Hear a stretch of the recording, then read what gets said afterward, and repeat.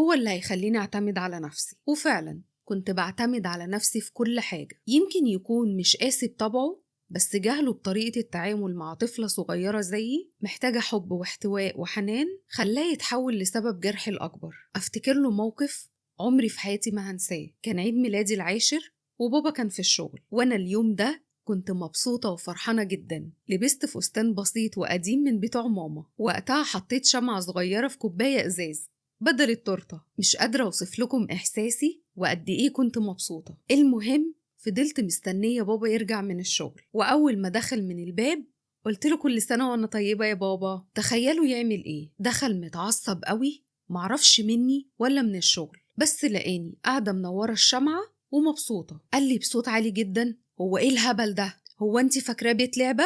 قومت في الهبل ده وذاكري لك كلمتين ينفعوكي بدل القرف اللي انتي عاملاه ده. الكلمة دي كسرت قلبي أوي. لو حابين تكملوا القصة، اسم القصة موجود على الفيديو، وكمان في سهم تحت صورتي في الفيديو، دوسوا عليه هيدخلكم القصة على طول.